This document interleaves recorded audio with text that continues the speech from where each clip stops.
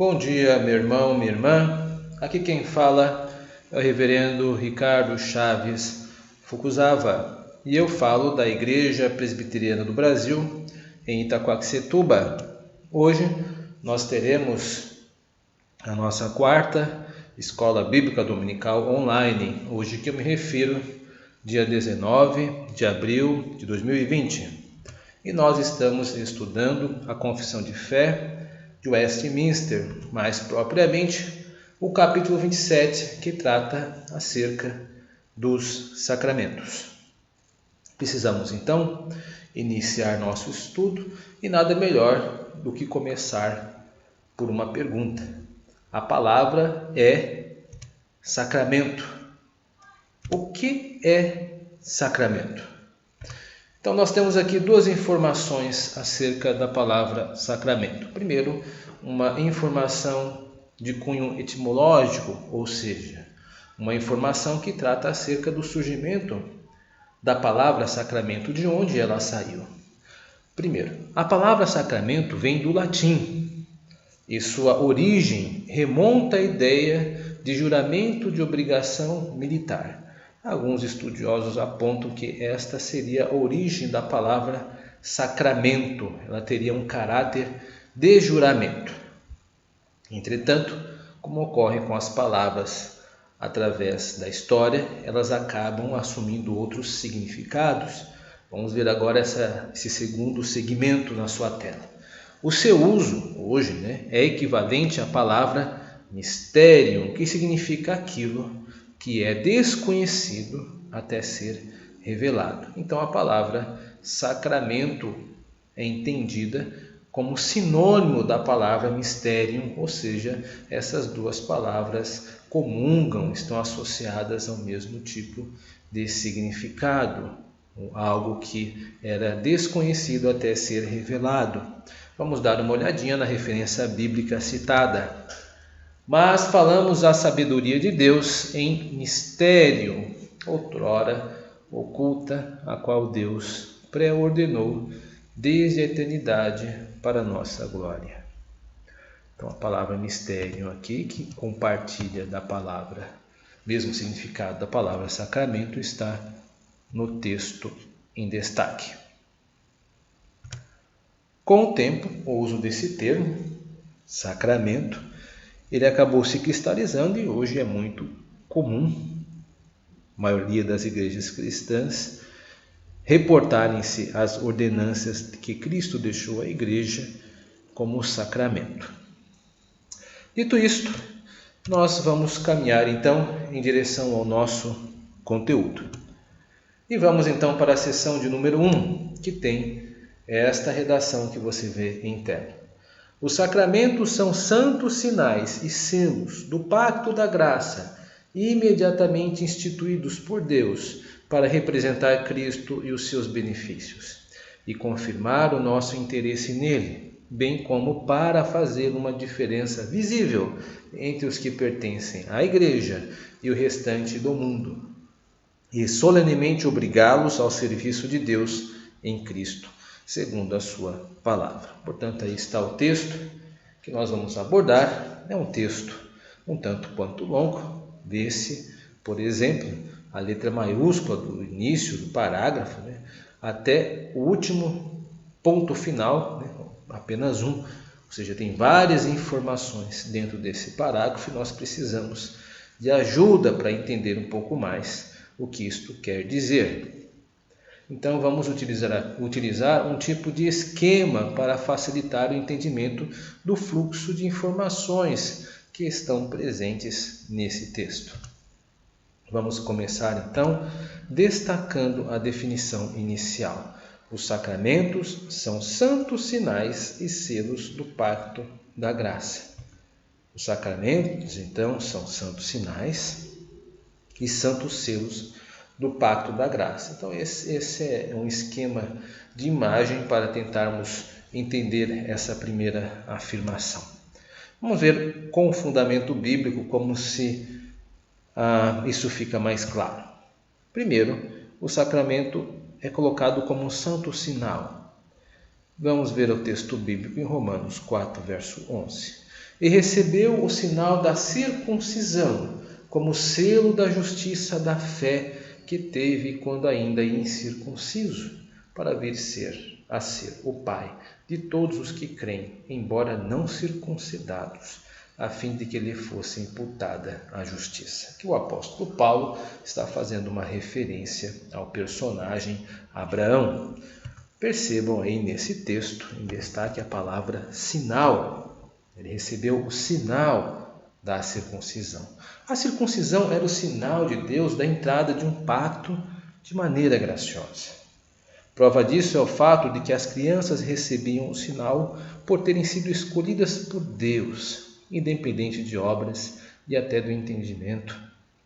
O sinal, portanto, revela a graça. Esse texto que está em tela aqui quer nos despertar a atenção para o fato de que a circuncisão ela era uma demonstração de compaixão e misericórdia de Deus para com o homem, porque embora pecador, miserável, Deus então entra com o homem e o santifica através do sinal do pacto que dá a ele, que no caso aqui refere-se à circuncisão, onde uma criança, ao 8º dia, um menino, deveria ser circuncidado como sinal do pacto. Vamos ver a relação ao santo selo. Veja, na mesma redação de Romanos capítulo 4, 11, também está lá a palavra selo. Vou reler. E recebeu o sinal da circuncisão como selo da justiça da fé que teve quando ainda incircunciso. Portanto, o selo do pacto da graça é usado como um certificado, como uma garantia, como um penhor. O selo é como uma garantia de Deus que os benefícios de Cristo são transmitidos a nós, ou seja, os sacramentos são dados por Deus para que através desses sacramentos, que são sinais e selos de Deus, demonstre que nós temos um pacto com Ele. Deus não deu isso a todos, Deus deu isso à sua igreja, e apenas ela possui um sinal, um certificado de que de fato pertence ao Senhor. Vamos continuar andando com o nosso conteúdo e agora vamos nos centrar ainda nesse texto em outra faceta, que é os objetivos. Quais são os objetivos dos sacramentos? E nós vamos ver aqui que eles são destacados pela palavrinha para, que ocorre aí 3 vezes, pelo menos, 2 vezes bem evidentes e a outra não tão evidente, demonstrando os objetivos. Então vamos ver aqui o primeiro. São 3, mas vamos ver o primeiro. Para representar Cristo e os seus benefícios e confirmar o nosso interesse nele. Então, os sacramentos apontam para o benefício de entrada da aliança através do batismo. Ou seja, todas as vezes quando batizamos uma criança, um dos nossos filhos, nós acolhemos o benefício que Cristo concede à sua igreja de separá-los para a aliança com Ele. Assim, da mesma maneira, quando nós somos batizados, quando adultos, porque não fomos quando crianças, caso nos convertamos, ou seja, não tenhamos nascido num berço cristão, quando adultos nos convertamos, e aí nós recebemos então o benefício do batismo como sinal de entrada de uma aliança com Cristo, que o Senhor mesmo nos coloca dentro do corpo da igreja. E o benefício da manutenção da permanência da aliança através do sacramento da ceia do Senhor, ou seja, Deus, como um Pai amoroso, não apenas nos dá um sinal de entrada no pacto, mas também nos dá um segundo sinal de manutenção da presença neste pacto, de que Ele continua sendo o Senhor nosso Deus. E prova disso, que tem comunhão conosco, é a ceia do Senhor, que é servida periodicamente na igreja. O segundo objetivo destacado, para fazer uma diferença visível entre os que pertencem à igreja e o restante do mundo. Então, os sacramentos possuem um caráter excludente, mas também didático. Eles excluem aqueles que não pertencem a Cristo. Então, nesta imagem, ela representa bem isso. Os sacramentos são este sinal de separação daqueles que pertencem à igreja, daqueles que não pertencem à igreja. Então, os sacramentos, eles excluem também, mas de forma didática, como veremos no terceiro objetivo aqui. E para solenemente obrigá-los. Obrigá-los quem? O restante do mundo, que está aqui em cima, ao serviço de Deus em Cristo, segundo a sua palavra. Ou seja, o ímpio, vendo-se excluído da graça de Deus, através da não participação dos sacramentos, deve sentir-se compelido a buscar paz com Deus. Ou seja, o próprio sacramento, este elemento de exclusão, apresenta ao ímpio a seguinte verdade: ele não tem paz com Deus. Então ele precisa adquirir essa paz com Deus, fazendo parte da igreja, ou seja, participando dos sinais e selos que o Senhor conferiu ao povo que é exclusivamente seu, a igreja do Senhor. Ele vendo então vendo-se excluído, os sacramentos então têm esse efeito de compeli-lo a buscar paz com Deus. Por isso, os sacramentos têm esse efeito didático também, com uma pregação visível de Cristo. Continuando com o nosso conteúdo mais um pouco, nós vamos para a seção de número 2. Em cada sacramento há uma relação espiritual ou união sacramental entre o sinal e a coisa significada. Por isso, os nomes e efeitos de um são atribuídos ao outro. É um texto bem denso. A sensação que pode ficar em alguns é: o que significa, aliás, esse texto? Ele é bem denso. Vamos tentar aí entendê-lo. Lembre-se, nós estamos falando ainda sobre sacramentos, batismo e a ceia. Em cada sacramento há uma relação espiritual, união sacramental entre o sinal e a coisa significada. Ou seja, eles são sinais, ou seja, representações de uma realidade invisível. Eles são materialidade a elementos que não temos acesso a ver, por assim dizer. Ou seja, eles dão materialidade a elementos que não temos acesso a ver, por assim dizer. Por exemplo, o batismo com água é um emblema do batismo com o Espírito Santo, que é o ingresso do cristão no corpo de Cristo. O batismo com água não é o batismo com o Espírito Santo, mas o representa. Ou seja, todas as vezes que nós batizamos alguém com água, a ideia é que a água seja o símbolo de purificação e o símbolo de uma purificação maior, de que o Espírito Santo ingressa na vida da pessoa e a separa para Jesus Cristo. Quem faz isso é o Espírito Santo, não é água. Entretanto, a água representa a vinda do Espírito Santo sobre a pessoa. Ela é um sinal visível de algo invisível. Assim como a ceia do Senhor é o emblema da manutenção da aliança com o Senhor.